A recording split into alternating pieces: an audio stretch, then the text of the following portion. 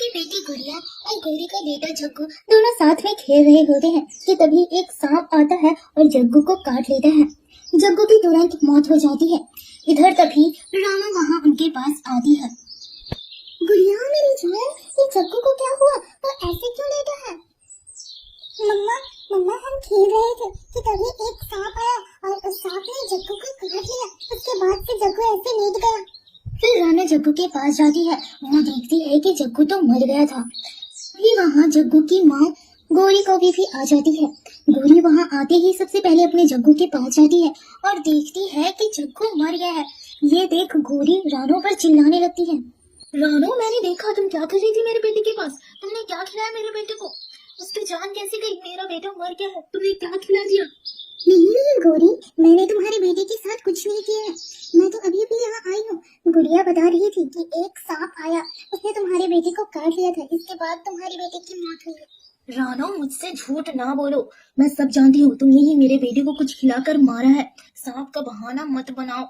मैं तुमसे बदला लेकर रहूंगी। तुमने मेरे बेटे की जान क्यों ली? रानो बार बार गौरी को समझा रही होती है कि उसके बेटे की जान उसने नहीं ली है, सांप ने काटा था। मगर गौरी एक नहीं सुनती। वो वहाँ से अपने घर चली जाती है। अपने घर जाकर वो खूब रो रही होती है। तभी वो रोना बंद कर कर कहती है, उस रानो को तो मैं सबक सिखा कर रहूंगी।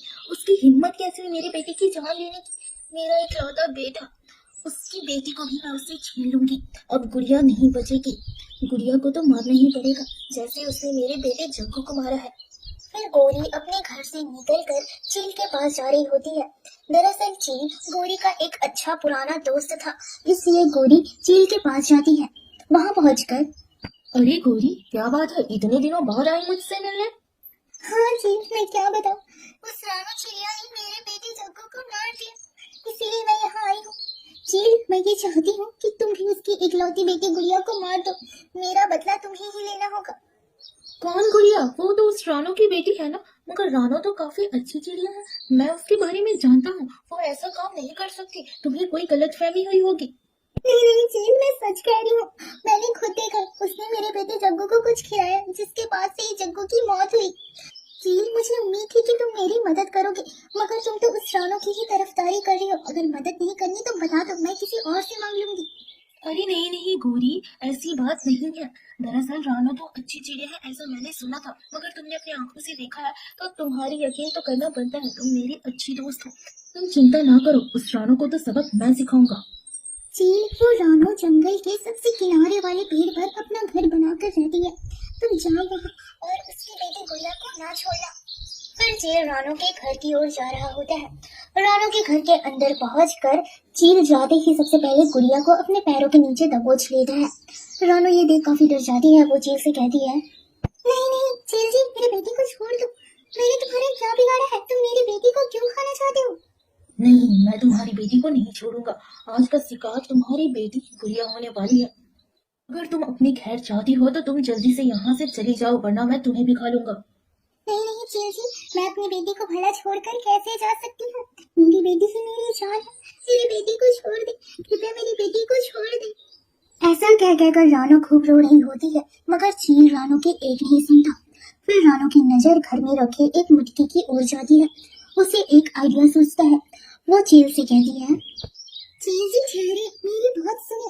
मुझे एक राज की बात पता है, वो बात आपको बतानी बहुत जरूरी है।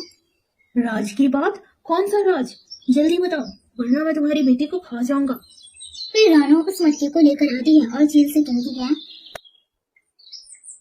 मेरे दोस्तों, आपसे रिक्वेस्ट है, कहानी को आगे बढ़ने से पहले हमारे चैनल को प्लीज सब्सक्राइब कर लीजिए। चील जी ये देखो, ये मटका जादुई है। अगर इसमें हम कुछ भी चीज डालेंगे तो वो चीज दोगुनी होकर वापस निकलेगी। अपनी बकवास बंद करो। मुझे पता है ऐसा कुछ जादुई मटका नहीं होता। मुझे यकीन नहीं इस पर। बस बहुत हुआ, अब मैं तुम्हारी बेटी को खाने जा रहा हूँ। चील जी रुकिए रुकिए, मैं आपको अभी दिखाती हूँ ये मटका कैसे काम करता है। पास के रखी सेब में इस मटके में डालूंगी, आप देखना इसमें से 2 सेब बाहर आएंगे। ऐसा कहकर रानो तुरंत ही पास का रखा सेब उस मटके में डालती है। उसके बाद रानो उस मटके को उल्टा कर देती है, जिसके बाद मटके में से 2-2 सेब निकलते हैं। ये देख कर तो चील अजरज में पड़ जाता है। अब चील को यकीन हो जाता है कि ये मटका सच में जादुई है। अरे ये तो सच बात है, इस मटके में से दो सेब बाहर निकला, यानी ये मटका सच में जादुई है। रानो तुम सही कह रही थी। अब मैं सबसे पहले इस गुड़िया को खाऊंगा, फिर तुम्हें खाऊंगा, फिर ये जादुई मटका यहाँ से लेकर चला जाऊंगा। अरे जी, आप बहुत बड़ी गलती करने जा रहे हैं। अगर आप गुड़िया को पहले खा गए और मुझे खा लेंगे तो आपको फिर रोज रोज का शिकार ढूंढना पड़ेगा। मेरे पास एक आइडिया है जिससे रोज रोज के शिकार ढूंढने वाली झंझट से आप मुक्त हो जाएंगे। अच्छा, ऐसी बात है तो बताओ क्या आइडिया है तुम्हारे पास? जी, आप अगर इस मटके का प्रयोग सबसे पहले करें, मतलब आज ही अगर गुड़िया को पहले इस मटके में डालेंगे तो दो गुड़िया बाहर निकलेंगी। एक गुड़िया को आप आज खा लेना, दूसरी गुड़िया को कल के लिए रखना। कल के दिन फिर से गुड़िया को डालना, फिर दो गुड़िया बाहर निकलेंगी। फिर एक को खाना, एक को रख देना। इससे आपको शिकार ढूंढनी कभी नहीं पड़ेगी। आपके घर में ही इस जादुई मटके से रोज आपको एक नया शिकार मिल जाएगा। अरे वाह रानू, ये तो बहुत बढ़िया बात की तुमने।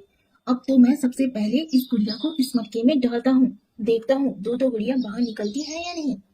फिर चील जैसे ही गुड़िया को मटके में डालने जा रहा होता है कि अचानक रानो गुड़िया के बीच में आ जाती है और गुड़िया को चील से बचा लेती है और चील को ही मटके में धक्का दे देती है। उसके बाद वो तुरंत ही मटके को बंद कर देती है और वहां से निकल जाती है। बड़ी दूर जाने के बाद वे एक पेड़ पर ठहरते हैं। तभी गुड़िया अपनी माँ रानो से कहती है, मम्मा, वो मटका तो जादुई मटका ना था, तो आपने कैसे उस मटके से दो सेब निकाले? हाँ गुड़िया, मेरी बेटी, मेरी जान, वो मटका जादुई ना था। दरअसल उस मटके में तो पहले से ही मैंने तुम्हारे लिए एक सेब रखा था और एक सेब मेरे पास था।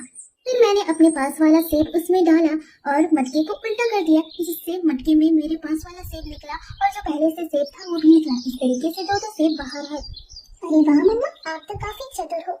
मम्मा, आपसे एक और बात करनी है। अब हम इस जंगल में नहीं रहेंगे, हम कोई अच्छे से नए जंगल में चलते हैं। फिर रानो अपनी बेटी गुड़िया को लेकर अपने नए जंगल, नए सफर की ओर निकलती है।